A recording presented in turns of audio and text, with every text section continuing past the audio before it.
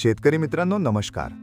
जर मी तुम्हाला विचारलं बायोस्टिम्युलंट म्हणजे खत आहे का, बायो फर्टिलायझर आणि बायोस्टिम्युलंटमध्ये काय फरक आहे आणि पेस्टिसाइड नेमकं काय काम करतं, तर बरेच शेतकरी गोंधळतात.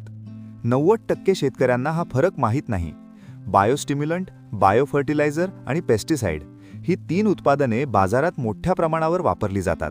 पण खूप शेतकरी ही तिन्ही गोष्टी खत समजून वापरतात, पण प्रत्यक्षात तिन्ही गोष्टींचे काम पूर्णपणे वेगळे आहे.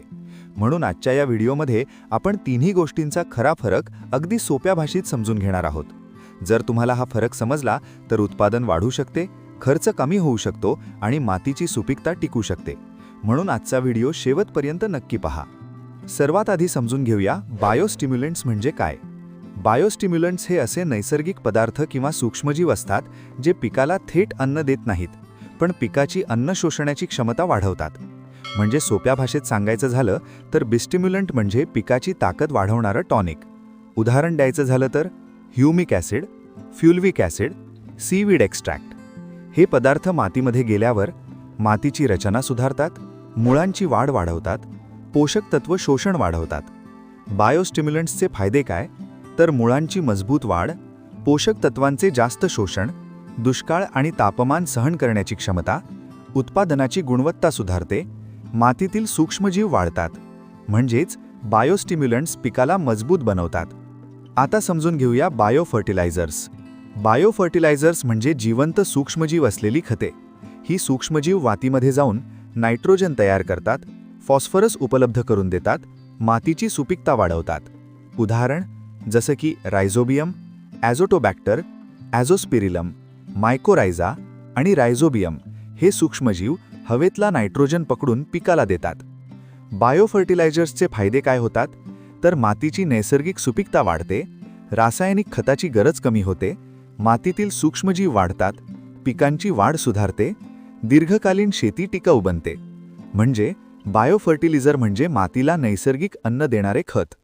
आता समजून घेऊया पेस्टिसाइड्स म्हणजे काय. पण त्याआधी जर शेतकरी मित्रांनो तुम्हाला या तिन्हीपैकी एका विषयाबद्दलच माहिती हवी असेल तर काळजी करू नका. या व्हिडिओनंतर मी तिन्ही गोष्टी वेगवेगळ्या भागांमध्ये समजावून सांगणार आहे.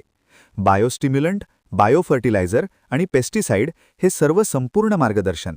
पण माझा सल्ला असा आहे की हा व्हिडिओ पूर्ण शेवटपर्यंत नक्की पहा, कारण शेवटी मी तुम्हाला या तिन्ही गोष्टींचा सर्वात सोपा फरक आणि शेतीमध्ये त्यांचा योग्य वापर कसा करायचा हे सांगणार आहे. पेस्टिसाइड्स म्हणजे पिकांना कीटक, रोग, तण यापासून वाचवण्यासाठी वापरले जाणारे पदार्थ. पेस्टिसाइड्सचे प्रकार काय, तर 1 इन्सेक्टिसाइड्स म्हणजे कीटक नियंत्रण, 2 हर्बिसाइड्स म्हणजे तण नियंत्रण आणि 3 फंगिसाइड म्हणजे बुरशी रोग नियंत्रण. कीड लागली तर कीटकनाशक, बुरशी आली तर फंगिसाइड, तण वाढले तर हर्बिसाइड. पेस्टिसाइड्सचे फायदे काय, तर कीटकांचा प्रादुर्भाव कमी होतो, पिकांचे नुकसान टळते, उत्पादन सुरक्षित राहते, शेतकऱ्याला स्थिर उत्पन्न मिळते. पण लक्षात ठेवा, जास्त वापर केल्यास माती खराब होऊ शकते. शेतकरी मित्रांनो ही 3 गोष्टी लक्षात ठेवा. सीडलिंग सिंबल म्हणजे बायोस्टिम्युलंट पिकाची ताकद वाढवतो, ग्रास सिंबल म्हणजे बायो फर्टिलायझर मातीला पोषक तत्व देतो आणि कॅटरपिलर सिंबल म्हणजे पेस्टिसाइड पिकांचे संरक्षण करतो.